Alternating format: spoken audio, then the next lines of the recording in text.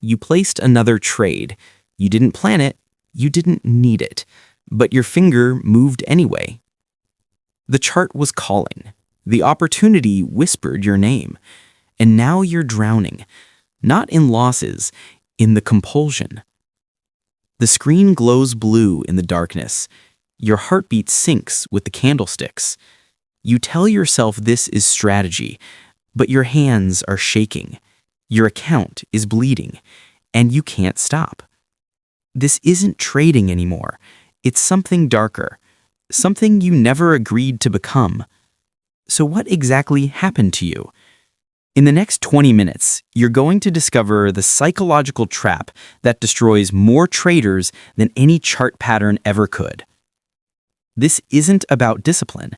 It's not about following your plan. This is about the invisible addiction that hijacks your brain without your permission. You're going to learn why your mind treats trading like a slot machine, why every closed position creates a chemical hunger for the next one, and why knowledge alone will never be enough to stop you. By the end of this video, you'll understand the neurological mechanism behind overtrading. You'll have a framework that works with your brain instead of against it, and you'll finally see the difference between trading and feeding an addiction you didn't know you had. This is the pattern no one teaches you to recognize, until now. Let's start with the truth you already feel. You wake up with rules. You write down your plan. 3 trades maximum. Risk 1%.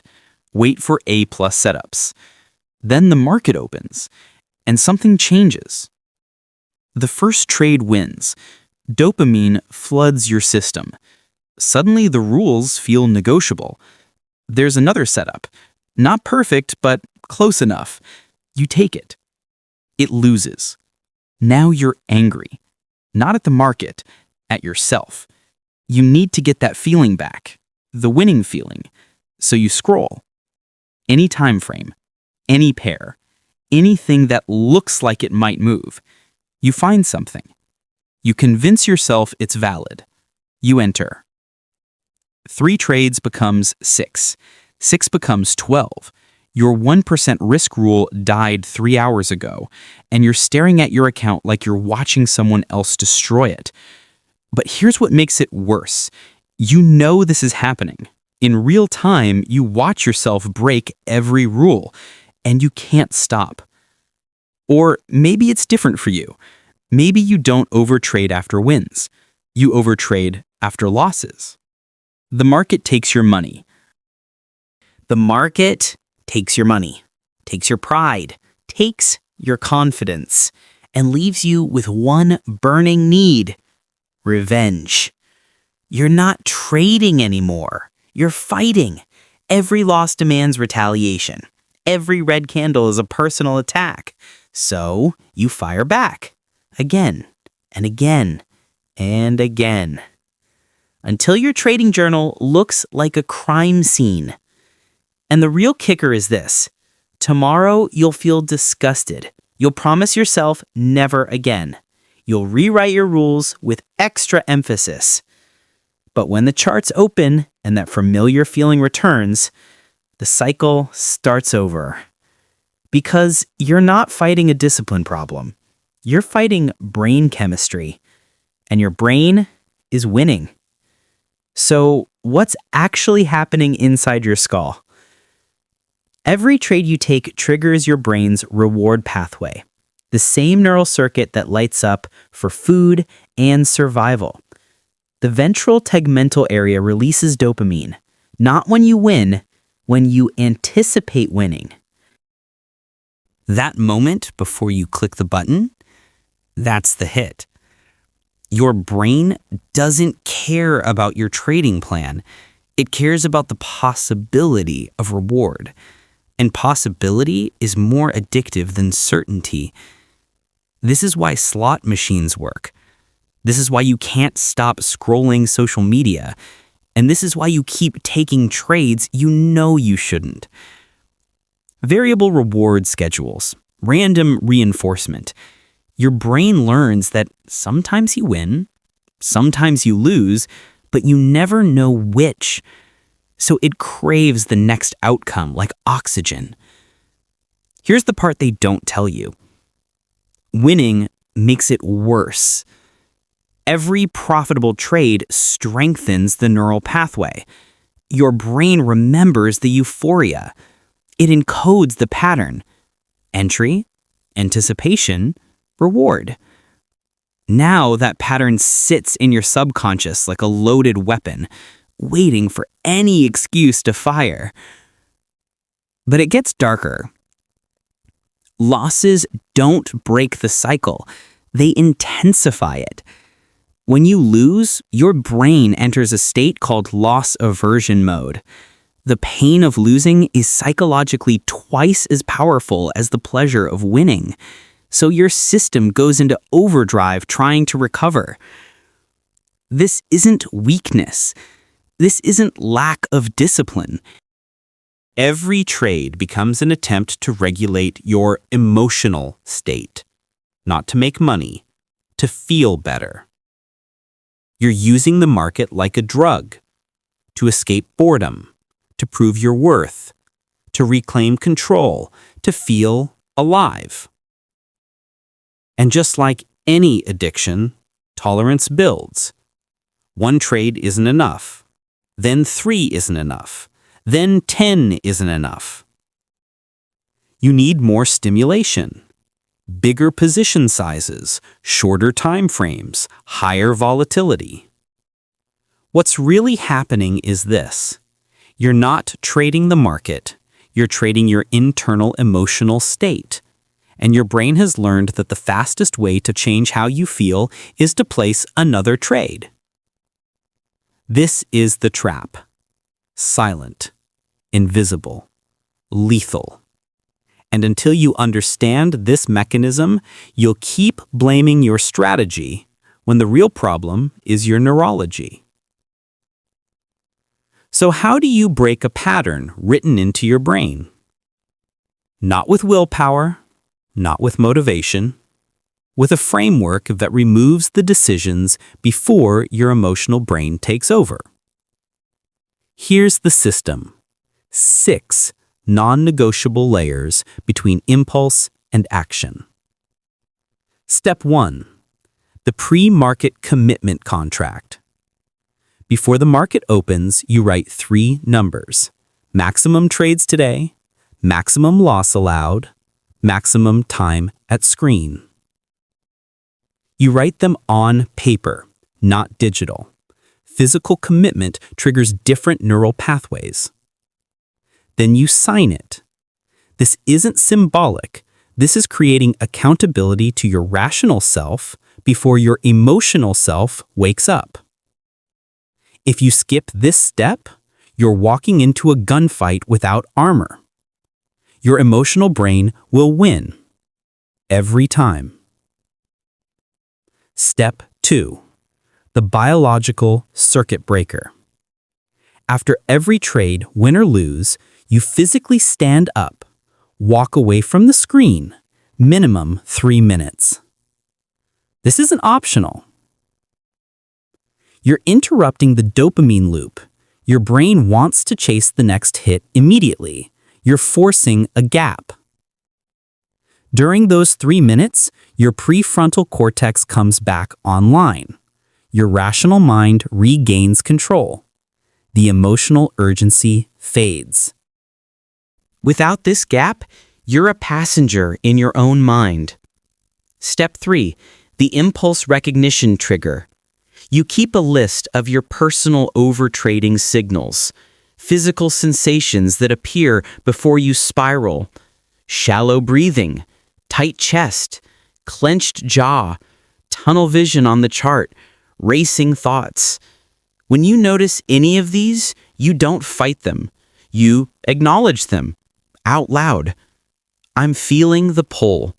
My system wants to trade. This is chemical, not logical. Naming the impulse weakens its power. Silence lets it control you. Step 4. The 3-question filter. Before every trade entry, you answer 3 questions. out loud or written. 1. Does this match my predefined setup? 2. Would I take this trade if I couldn't see my current P&L? 3. Am I acting from strategy or emotion? If any answer is no or uncertain, you don't trade. No exceptions. This filter exists because your emotional brain is a master negotiator. It will convince you anything is valid. External criteria removes negotiation. Step 5. The exposure governor. You set a hard stop on total exposure, not per trade, total. If your max loss is 2% of your account, once you hit 1% in cumulative losses, you're done for the day. Screen off, walk away. Your brain will scream that the next trade is the recovery trade. Let it scream. This rule exists because every professional trader knows the most dangerous moment is after you start losing. That's when overtrading becomes carnage. Step 6. The evening audit. At the end of each day, you review one thing. Not your trades, your adherence to the framework. You rate yourself 1 to 10. How well did you follow the circuit breakers? Did you use the 3-question filter? Did you honor the exposure governor? This isn't about shame. This is about data. You're tracking behavior, not outcomes. Because if you control the behavior, the outcomes follow. If you skip this step, you'll never see the patterns. You'll repeat the cycle forever. This framework isn't complicated. It's deliberate. Every step targets a specific failure point in your psychological system. Together, they create a fortress between your impulse and your capital. But here's the warning. Your brain will resist this. It will feel restrictive. It will feel like you're missing opportunities. That feeling is the addiction talking, not your strategy. Let me show you what this looks like in real time. There's a trader. Let's call them Shadow. They're sitting in a dark room. The only light comes from the screen. 3 monitors glowing with charts. Shadow's been trading for 2 years. They know the patterns. They understand risk management. They have a plan written in a notebook next to the keyboard. Today's plan? 2 trades maximum. Wait for the London session overlap. Only take breakout setups with confirmation. The market opens. Shadow watches. Waits. Pause. Then it happens. A perfect setup. Every condition met. They enter. The trade moves in their favor. 20 pips. 30. 50. They exit at their target. 2% gain. Dopamine floods their system. Their chest feels warm. Their mind feels sharp. They're alive. The plan said, stop. 2 trades, maximum. But their finger hovers over the mouse.